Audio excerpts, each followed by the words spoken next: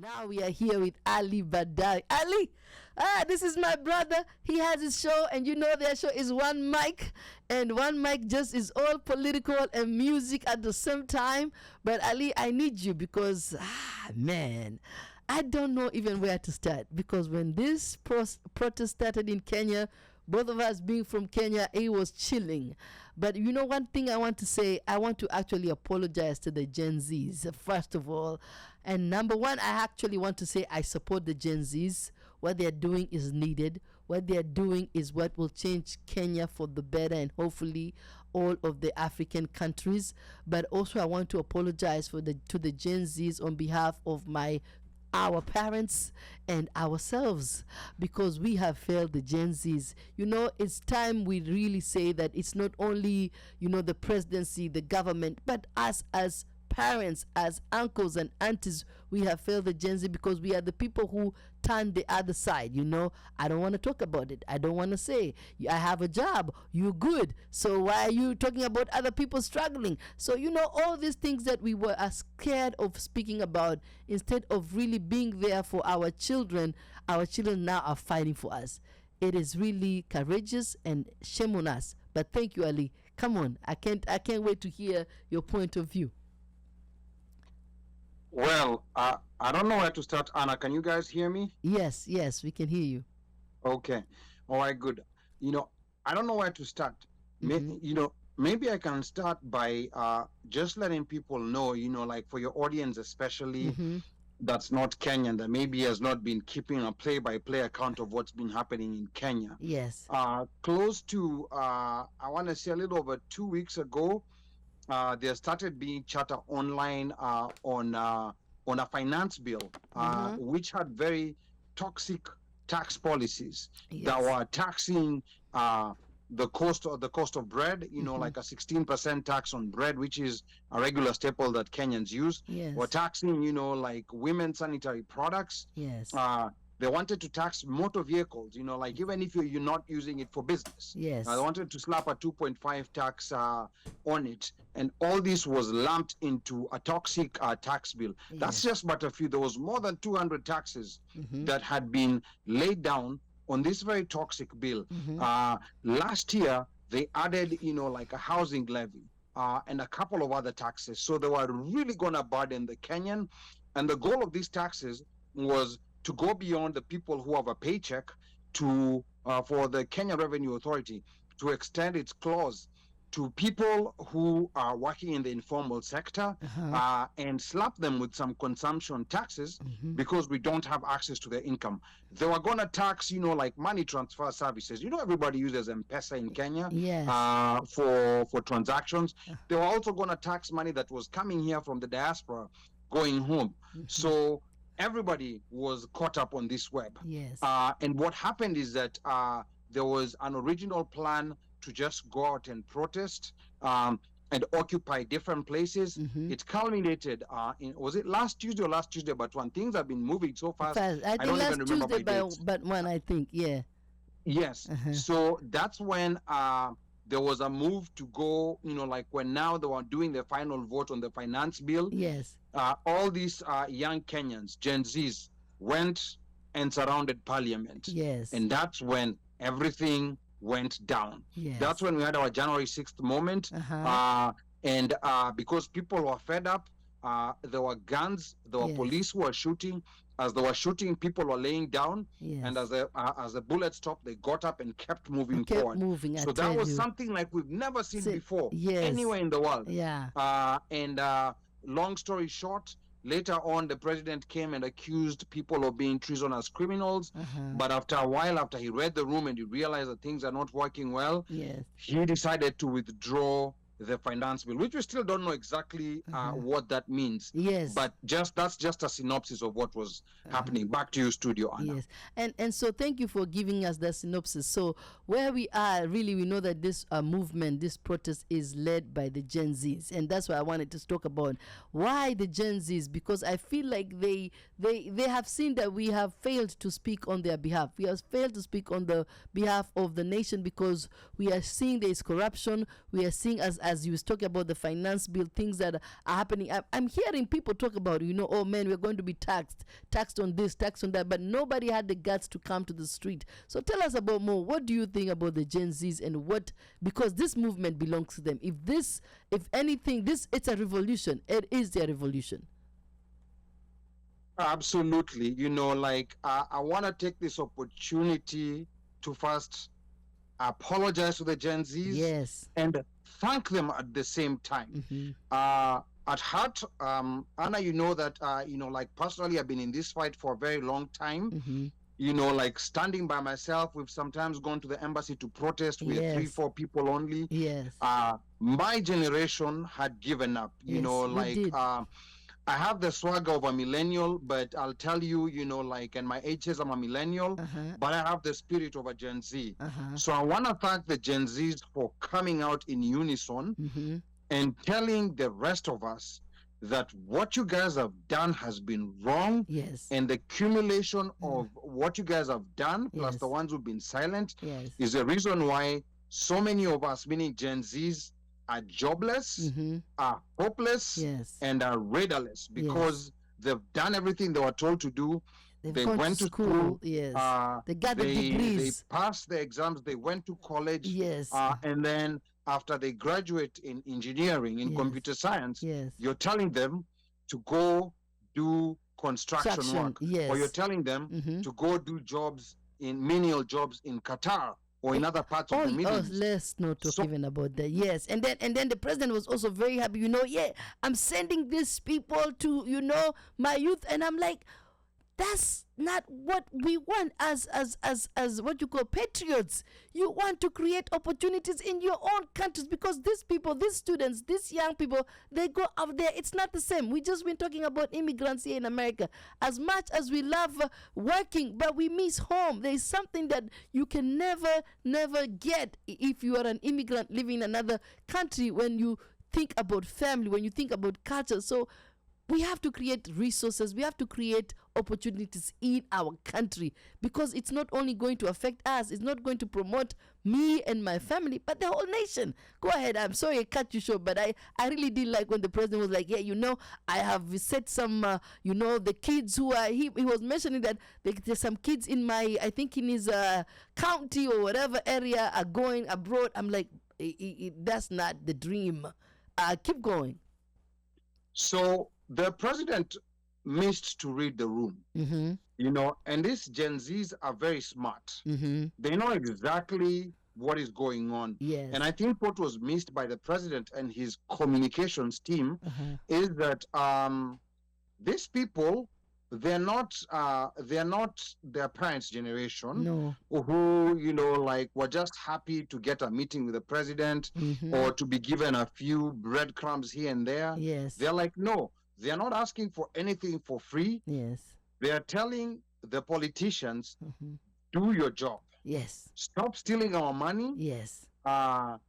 Focus on legislating so that the right things can happen to create the right environment for us to get jobs. Now, this finance bill was starting from the one that was the last friendly finance bill, I think, was in 2022. Yes. So even the 2023 one was not good. You had a couple of manufacturers exit Kenya. And when a manufacturer is exiting Kenya, they're exiting with employment. Yes. They're exiting with so many other, with the capacity to manufacture that Kenya is really looking for to grow our economy. That's true. So this other bill was even going to be worse. All these manufacturers, all these business people, they have been in endless public participation and media forums explaining how this tax bill will affect so many things that they do and might force them to relocate to other countries. And I think, the president, his cabinet, and just his people, they completely failed to read the room. Now, this is what I want to explain to people. Yes. It's not like they didn't know that this tax bill was toxic. Yes. And that it was going to affect so many of the Gen Zs and so many other people. But the reason why they were pushing it is because they have other masters. So remember, in Kenya, there's something called budgeted corruption. Yes. So in order for you to be able to get your cut in budgeted corruption, because a lot of the money that we have right now is going towards paying loans, Uh-huh. and for you to get more loans to be able to budget in your corruption, Uh-huh. there's some conditions that the International Monetary Fund gives. And those Wow. are the conditions that are not helping. Mm-hmm. You remember, like back in the 90s, we had something called structural adjustment programs Yes. that killed most manufacturing that was there in Kenya at That's the time. true. Yeah. In Kenya, we used to manufacture textiles. Yes. We used to manufacture so many different things. East African industries used to manufacture so many different things. Yeah. But those programs, they failed. So all these programs that come from the IMF, they have failed. They have profited a few people inside the IMF and a few of the politicians who want to carve out some of that money that we get in loans to budget in what they can eat from that budgeted corruption. Yes. But the people who've been losing is the regular mwananchi. Yes. Like the Gen Zs. And these young people now,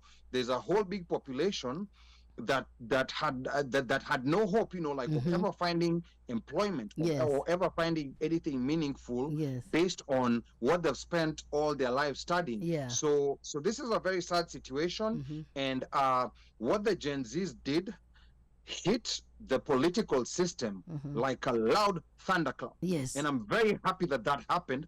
And I want all the other people you're interviewing, your other friends from Zimbabwe, from Tanzania, from all other countries to understand that we are exporting this to other African countries. This is just starting in Kenya. We know they are watching us, and we are exporting this. I've already been on a number of shows from the Haitian community. Yes.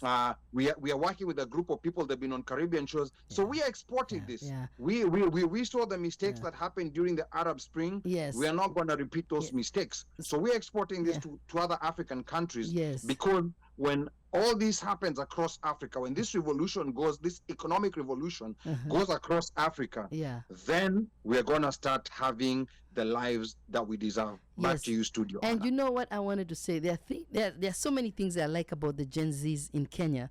Number one, the fact that they are tribeless, they are partyless, and what is the other one?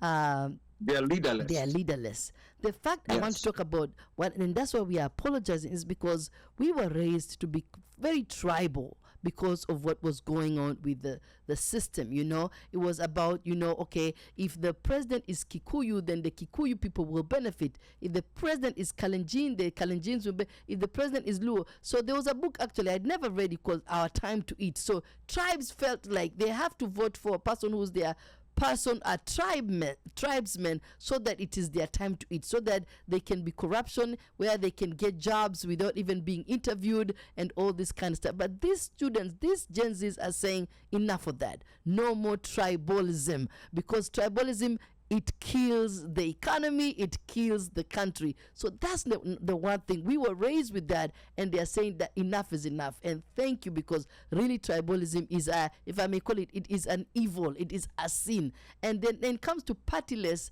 I like it because they cannot really be bought. They have been trying to buy them from different parties, but these students, or these young people, if I may call them, are saying, you know what, you all have failed. You all went there, turned a blind eye when things were happening. You all got your you know what you call your allowances and kept quiet. You all got your loans and kept quiet. Even from the beginning of when we got independence, there was so much that was going on that was not bringing the country to the right direction, because our systems were broken, and they are still broken. And they are saying, let's fix the system. Because honestly, if the system is fixed, whereby if you are caught with any corruption, you are fired, you go to court, and all this kind of stuff, then we will not, the Gen Z will not be here on the street protesting, because the system has failed. So I really think it's time for us to just clean house and focus on structures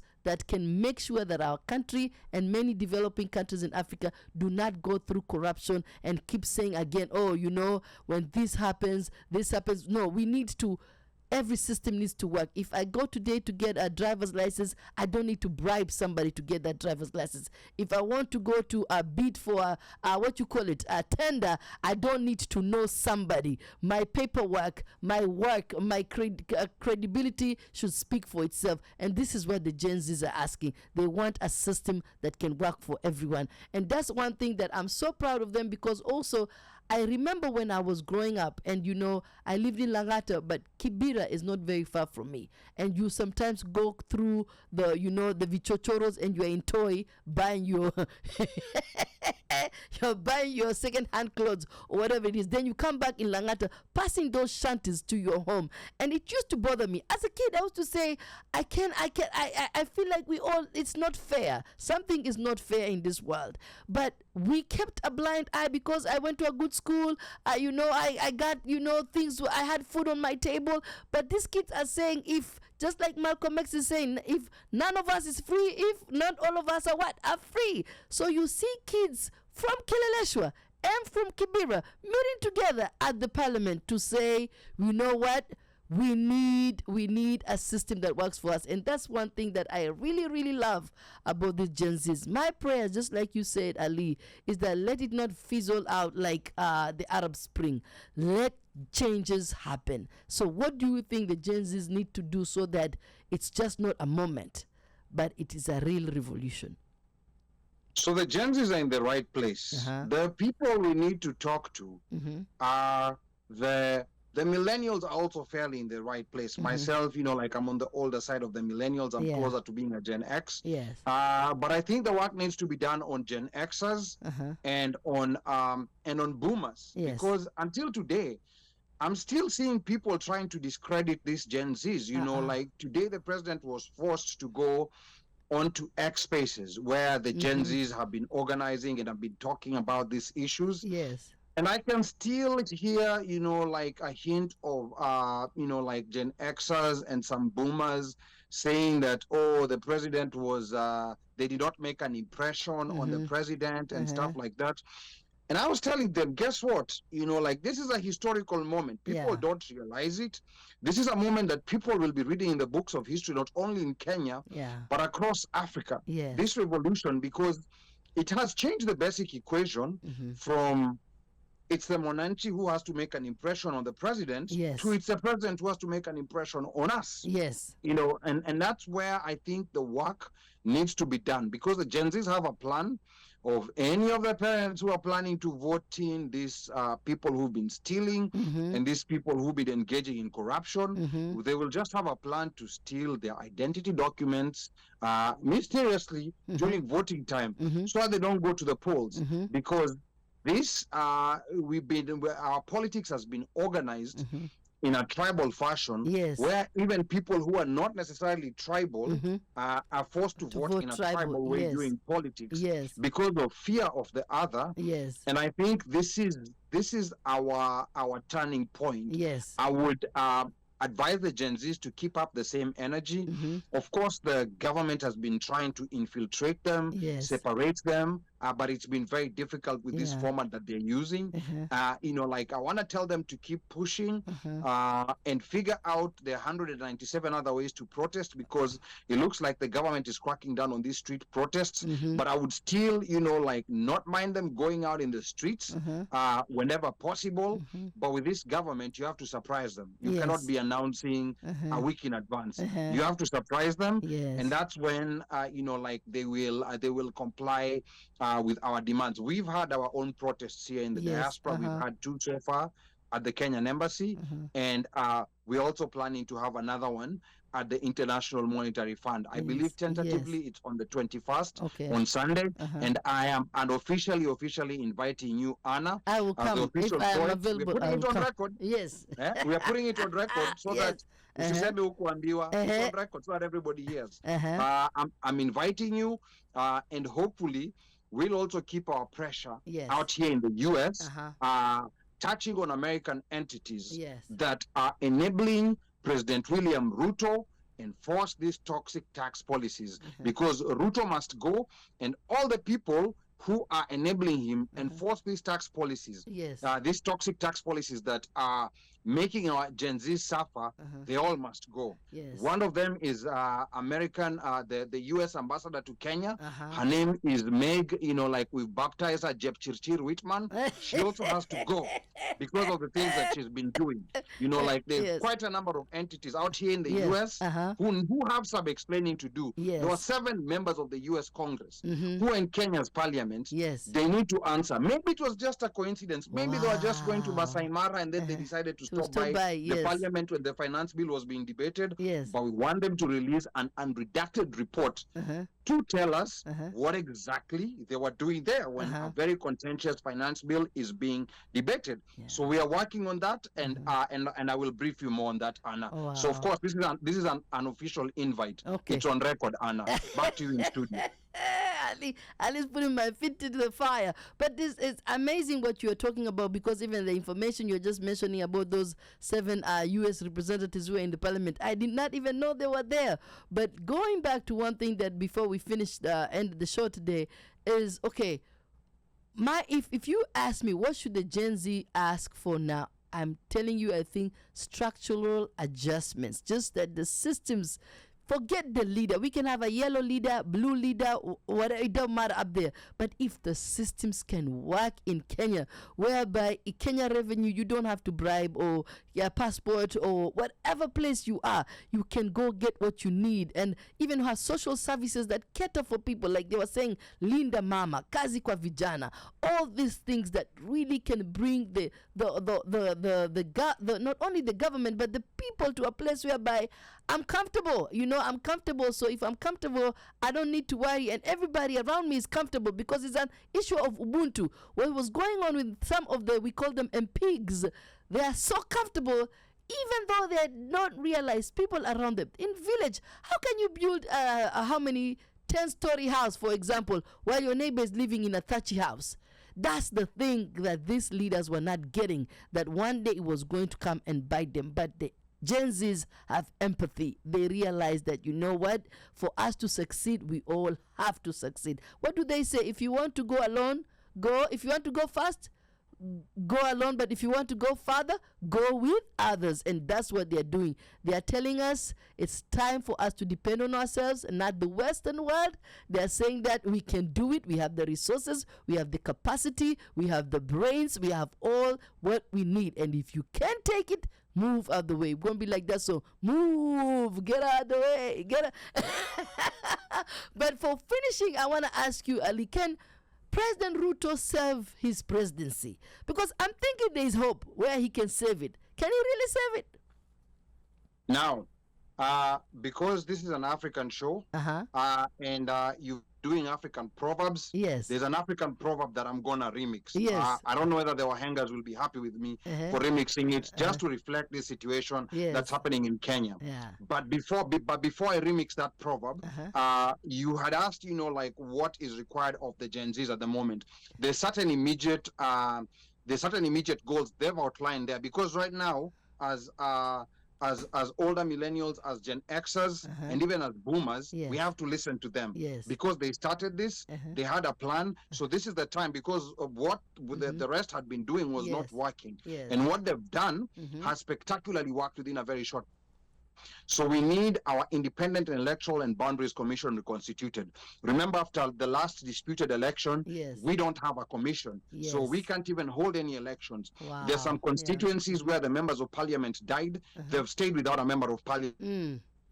So that's the most immediate thing that that needs to be taken care of. Second, our 2010 constitution, through the wisdom of those who wrote it, gave us an option for a recall. The members of parliament had kind of neutralized that clause in the constitution, but the High Court threw that neutralization out. So now, 2 years from when these MPs were elected, which the time is going to be August of 2024, which is just a month, less than 2 months away, is that we can open process for recalling members of parliament. I think so. Yes. So some of these members of parliament. So that's going to be an immediate thing. Yes. All these members of parliament who voted yes. The specific ones that we're going to be picking on.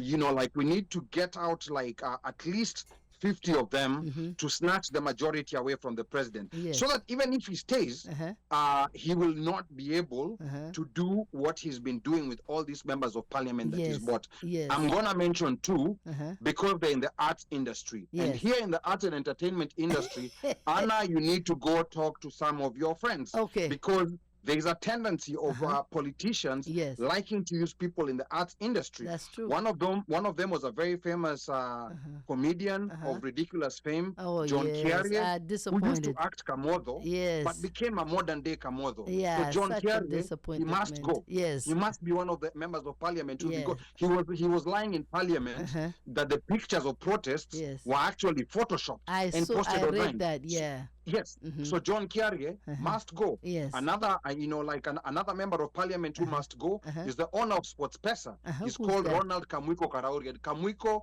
is his real name. Akule Mwiko. Kamwiko must go. Yes. So we are gonna prepare a list. A list is being prepared of at least 55. ODM has already, said that they will initiate recall for their 5 of their members of parliament who voted yes. So there's quite a number. Kimani Chungwa, who I baptized as Kimani Machungwa, he must go. Ndindi Nyoro, who I baptized as Ndindi Nyororo, he must go. So all these people must go. So as to send a strong message to these other members of parliament who be paid by the president to vote the way he wants, that, if you continue doing this, you will go. So real quick, the proverb, before we forget. The proverb, methali kwa Kiswahili. They normally say, the methali normally goes, dua la kuku halimpati mwewe. But I am going to remix it this time to dua la kuku limempata mwewe. Na kuku hata staita kuku ndo ita majogo ni hawa majenzis because ni majogo. Na kuku ni huyu Rais William Ruto who must go. Even if he doesn't go, he should be neutralized to a point that he will not be able to continue what he's been doing to Kenyans because what do people have reached against the wall? Diaspora, you have to send so much money to do basic stuff that the Kenyan government is supposed to doing, like pay for education, pay for healthcare. So if they can't take care of this soon, they all must go. Back to you in studio. I am going to end the show here and this part of the show by saying this guy. I remember when people were saying when Raila was campaigning and people were saying Canaan tutafika. Raila's slogan was tutafika Canaan, and one guy said commented Canaan tutafika lakini tutakuwa tumechoka. So tutafika lakini tutakuwa tumechoka. Thank you, Ali, so much. This was amazing. We'll keep having this conversation, and I just want to say thank you to all the guests. Thank you to Omega, and also you can find Ali on the One Mic Show every Friday. They took a break, but every Friday they're on the One Mic Show. Just Google on YouTube One Mic Show and you will get them, and their show is amazing because they got some interesting stuff, and definitely there are really politicians in there, so they will break everything down. I want to end to say today by saying thank you for giving us an opportunity to be here. Thank you for listening to us wherever you are. This is Mama Africa Show. Be kind to yourself. Be kind to others. I'm out.